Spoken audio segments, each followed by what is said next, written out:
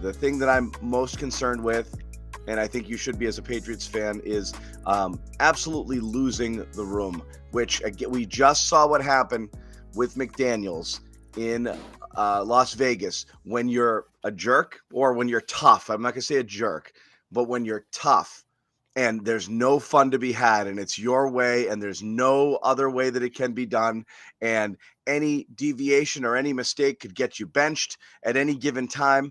That's okay when there's Super Bowl appearances at the end of the line. It's not okay for a 2-7 team, and it's being held together by glue and spit right now by guys like David Andrews and Matthew Slater and some who've been here.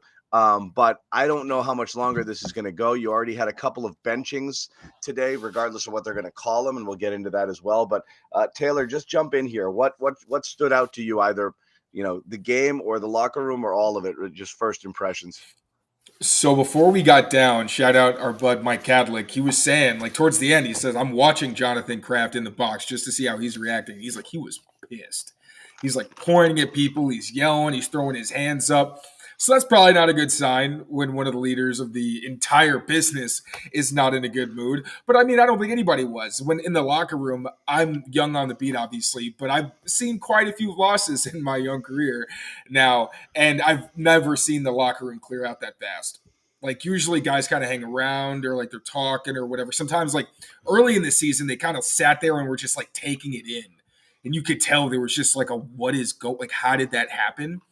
People were out, like they were gone. And then I thought it was Juju Smith-Schuster, hats off to him, because he's been somebody that we're in his face every day. And I know it gets on his nerves. I understand that. But he based the music and he answered questions. He was fully accountable. He was honest with us. Like, really, I know the last play was tough. And it sucks that I don't think anyone is going to say that was because of Juju. It just stinks that he was actually doing a pretty solid job, and that was the outcome. Because it was a drop, and he did make a mistake, but he owned it. I give him so much credit for that, and I really respect him for it. At the same time, and, I understand football's an emotional game and all that, but like J.C. Jackson, so we'll talk about he and Jack Jones, I think it was pretty obvious they were benched. In no game that they've been there together has Sean Wade been the clear starter over them for like multiple drives. There was a time in the Saints game where they were rotating a bit, but it was clear that J.C. Jackson was their top guy. But yeah, for 2 series, for some reason, Sean Wade's the top cornerback out there. No hint that was going to happen. And, it was strange because you're thinking, okay, these are 2 guys, Jack Jones and J.C. Jackson, 2 explosive touchdowns allowed last week, both with them, each one they were accredited with, or it was their responsibility. So at that point, I'm like, okay, maybe that's the reason. I can't think of any other, reason you would bench 2 people for 2 series. And then you talk to Bill Belichick about it. He acts like, what do you mean? Like, they all 3 played. Like, yeah, Bill, but why didn't 2 guys who played the rest of the game not play to open?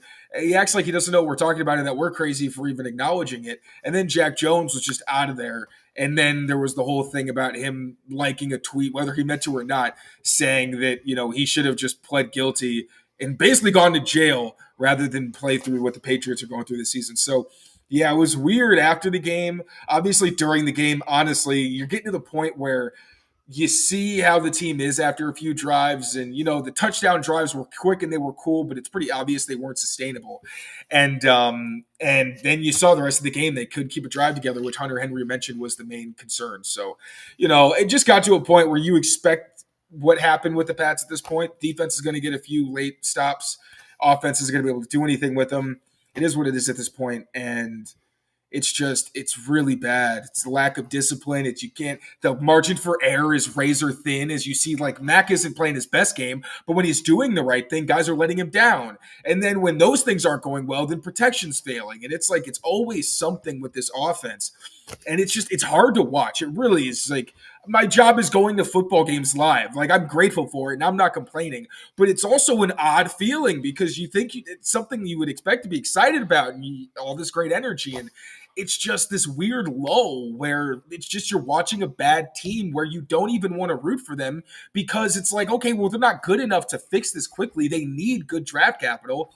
And now people are going to be banking on that. So weird scene after the game, weird scene during the game, especially the defense, lack of discipline that Belichick and Dietrich Wise both mentioned.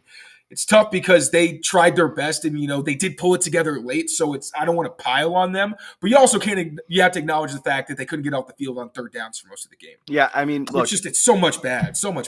And this is what we have to acknowledge. If it didn't end badly, it wouldn't end. So that's kind of how, I mean, that's how it goes. It's like, usually is when it's because it's gone bad, and it's gone bad, but it's been there for a while. And that's the thing is, like, I take no victory laps or anything like that. It's just, this has been coming for a long time. I think that just the talent deficiency on this team. And, I know people talk themselves into, the possibilities of who knows. Let's just wait till we see it. Now that you've seen it, I think the judgment is in, and it's swift and it's harsh. And I think it's right on point. The things that you'd mentioned, Taylor, just talking about it, I might as well put it up there. This is that liked tweet right here. Everyone see it? It's still there? No, is that live? That's screened. Oh. We saved it, and that's what it says. It has since been deleted, but that was the tweet that we were talking about there, and he liked it, and I think unliked it afterwards. The other thing was, you're talking about Kraft. There's a clip already, and Jonathan and Robert are talking, looking at their phone, pointing, and one of the in very clear lip reading, you can just see Jonathan say, "Not good enough," in the sense of, like, we're just not good enough. Also, let me mention the seats. Like, there were clearly not as many people there as you would expect for a Patriots game in pretty good weather. That's also very relevant because you're talking about billionaires. They'll put up with you until you start effing with their money. And I really think that I think last season it already started, but especially this season, they are going to start losing a lot of money, and they're not going to be seeing people like they have 3 primetime games in a row. They have 3, they're going to get flex probably, but right now they're slated for 3 primetime games. If they have any of those games, it's going to look really bad when the Chiefs are just completely turning the seats red and outnumbering Patriots fans. And it makes sense because fans shouldn't have to go to these games, pay their money, and spend their time, especially once the weather gets bad, to watch a bad product. And I'm sorry, I didn't mean to cut you off, but, like, that's a pretty big part of it as well. No, you're right. You're stopping showing up. No, you're spot on. I mean, all of this matters. It's the what's the worst thing that you can be, Taylor? But is irrelevant. The Patriots are irrelevant, and they have been. Nothing matters. That's the worst thing about it, is they're boring to the fans. Whether they win or lose, it's still a slog. So and even if you won this game, you'd be like, what would you have taken from it to make you feel better about the future? Nothing. There's no cards you're holding in the deck about what you're going to feel good about going forward. You basically have to wipe the slate clean, at least on the offensive side of the ball, and pretty much start over. FanDuel is the exclusive wagering partner of the CLNS Media Network. Right now, new customers get $150 in bonus bets with any winning $5 moneyline bet. FanDuel, official partner of the NFL. You're in the worst position you could be in, which is basically at the end of a rookie. It's not the very end of a rookie deal, but entering the end of a rookie quarterback window and realizing he's not the guy. We got to start over. And then you look around and say, but we got nothing to start over with. And there you have to go. All of the fans, myself included, clamoring for receivers. I take it back. I really do, because I don't think you add receivers until you have everything else in place, and they have nothing else in place. What would you do with a bunch of good receivers right now? You can't get the ball 10, 15 yards downfield. I get it. Multiple things can be true here. Mac, they could be doing nothing to help Mac, and they're doing nothing to help Mac. Patchwork offensive line, 3 coordinators in 3 years, and the worst receiving group in the NFL, bar none, not even close. Sure, absolutely. And changing the personnel weekly in terms of who's there and who's getting snaps, some due to injury, some due to whatever. It's not good enough.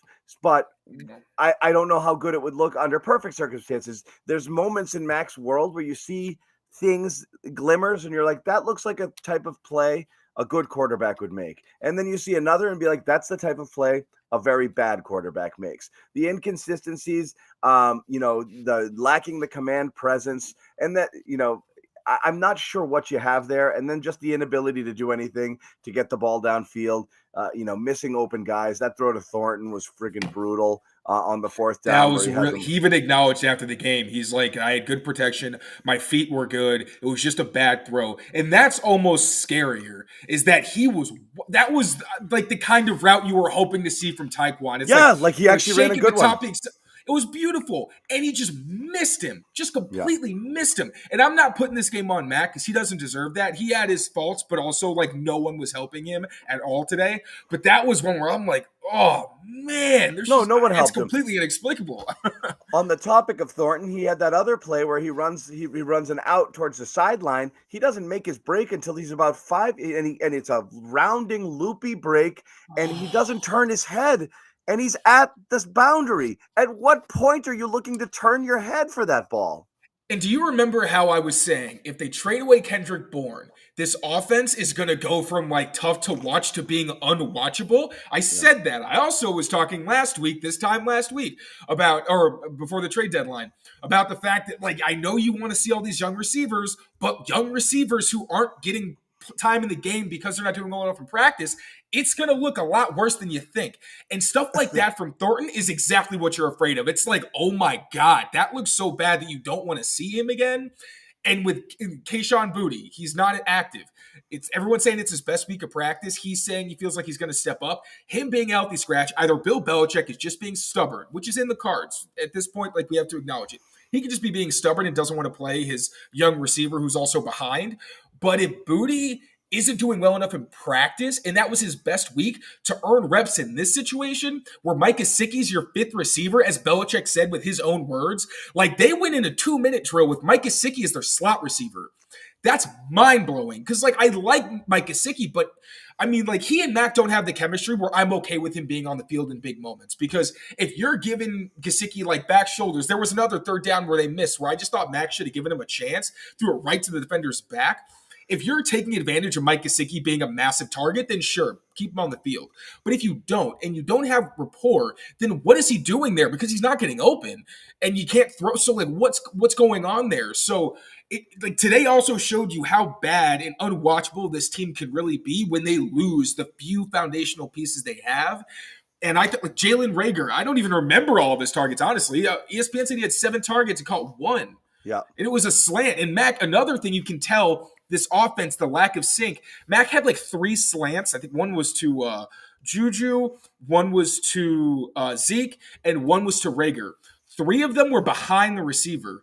And that's one of those things like in preseason where you see Zappy's like hitting certain guys on these slants and it's like he's asleep and just like on autopilot. And then he starts throwing him to like somebody else. I think it was Thyrick Pitts or like people he doesn't have a lot of chemistry with. And for some reason, these aren't getting completed. And why is that? And it shows you that he just isn't used to throwing to some of these guys to the volume that he is. And it's starting to come out on the field and it's bleeding over and it's looking worse than what you could ever expect because no one thinks an offense in the professional football league, National Football League, whatever, could look like this. And it's just, it's my worst fears coming to reality because this offense looked okay. Their 2 scoring drives were on plays that lasted 3 plays, which, like I said, isn't sustainable. And I was very concerned if they were going to be able to put another drive together. And like Hunter Henry said, they kept stalling out at midfield. But nothing worked.